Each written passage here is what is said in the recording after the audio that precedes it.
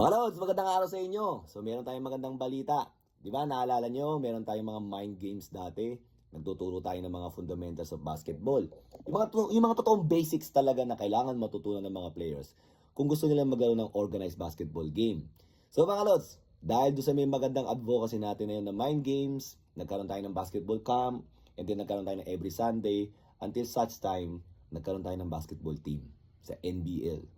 So, may nagbigay sa atin ng maliit na budget para kahit paano makapag-develop tayo ng player. Coming from QC. Kaya QC yung naging team natin.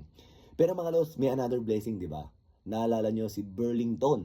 Di ba? Alam nyo naman, basic sucks. Magmula noon hanggang ngayon, lagpas 50 years na sila. Why? Because of the fundamentals lang, because of the basic lang. Kailangan may basic ka lang, yung sucks talaga, di ba? So, naniwala sila sa atin because we have the same advocacy. That's the reason why tinulungan nila tayo magkaroon ng one-day training na varsity ready.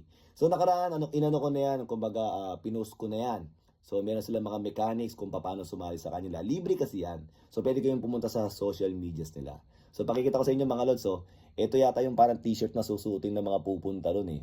So kasama na rin sa remembrance niya. And also alam ko may mga konting giveaways din yata. Siguro malamang medyas din yun, di ba? So yun mga lods. So sa mga gusto pang humabol, malay nyo, di ba? Actually limited slots lang. Pero pwede lang kayo mag-register dyan. Malay nyo, isa kayo sa mga mabunot na makakapunta ron, na makaka-avail ng one-day training ng varsity ready kung tawagin.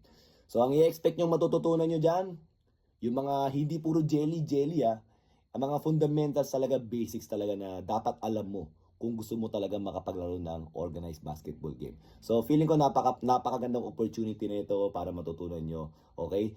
Sa amin ni Coach Paul, okay, Aquilino, nakasama natin sa may NBL. And syempre, magkasama rin tayo ng mga ibang coaches. So, magpasalamat din tayo kay Burlington. O, yun lang mga lods ha. Thank you!